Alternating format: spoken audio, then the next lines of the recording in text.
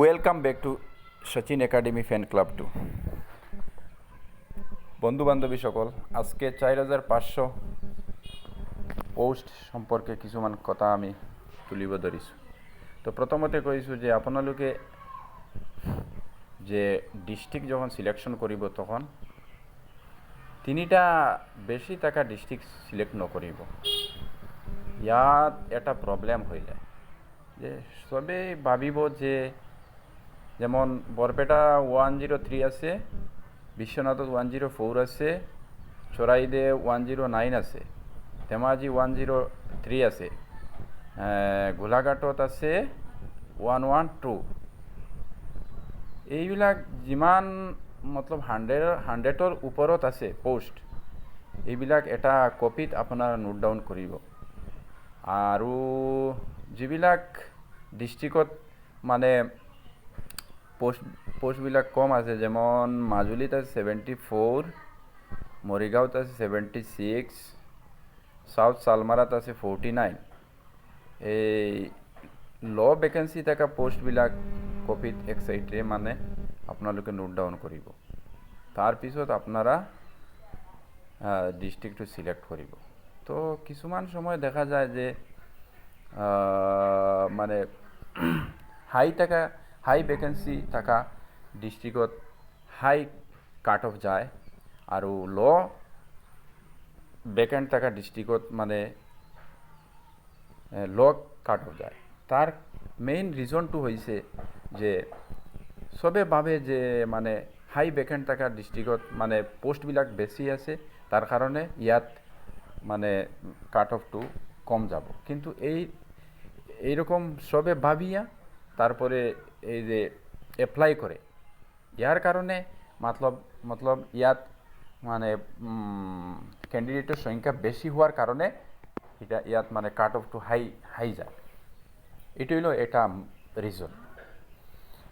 আৰু আপোনালোকে মানে এই যে লিস্ট যেটা আছে assistant teacher lower primary vacant list 4500-এর যেটা লিস্ট ভ্যাকেন্ট লিস্ট বাইর হয়েছিল, সেটি এটি পুঙ্খানুপুঙ্খভাবে আপনারা দেখিব। তার পিছত আপনারা ডিস্ট্রিক্ট সিলেক্ট করিলে আপনারা ভালো হব।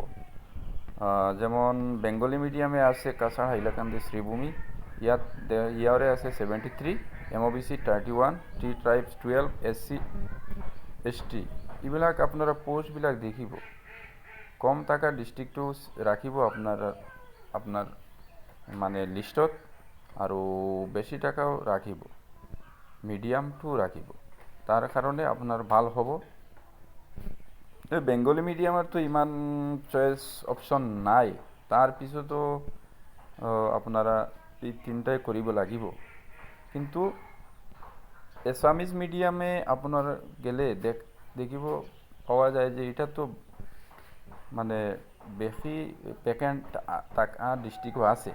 তাই আপনারা সিলেক্ট করিব লাগার সময় আপনারা এটা মানে একটু দেখিয়া পিছত আপনারা সিলেক্ট করিলে ভাল হব। ঠিক আছে। আৰু আপোনালোকে তো ধৈৰ্য ইমান ধৰি আছে, মানে 5550টা পোস্টেৰ যিমান ক্যান্ডিডেট আছে, তাৰপিছত এতিয়া তো ভেৰিফিকেশন চলি আছে। তো ভেৰিফিকেশনটো ইমান দিন নচলে। তাৰপিছত এটা প্ৰভিজনাল মেৰিট লিস্ট ওলোৱাৰ কথা আছে। তো মেৰিট লিস্টটি ওলোৱাৰ পিছত আপনার ফাইনাল মেরিট লিস্টটি অক্টোবরের আগতে দেওয়ার সম্ভাবনা আছে। CM স্যারে যেহেতু কইছে, তার একটু অনুমান লাগানো যায় যে একটু অক্টোবরত দেওয়ার একটা চান্স আছে। ইয়ার পিছত 4500 পদের যিমান ক্যান্ডিডেট আছে ইমানে এপ্লাই করিব, তাহার কিন্তু এটা প্রভিজনাল মেরিট লিস্ট বা ভেরিফিকেশন হওয়ার সম্ভাবনা আছে। তো 4500 পদের যিমান ক্যান্ডিডেট ইমানেও এটা ধৈর্য ধরিব লাগিব, কারণ CM স্যারে কইছে যে যেহেতু তার সরকারের মানে টার্ম যেহেতু 10 মে 2026 পর্যন্ত আছে, তাই চিন্তা করিব নালাগে। ইয়ার ভিতরতে CM স্যারে কইছে দিব, যেহেতু দেওয়ার সম্ভাবনা আছে।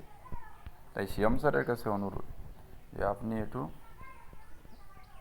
সোনকালে দেওয়ার জন্য আবেদন মই কৰি আছোঁ সিএম স্যারের কাছে আর ইএম স্যারের কাছে।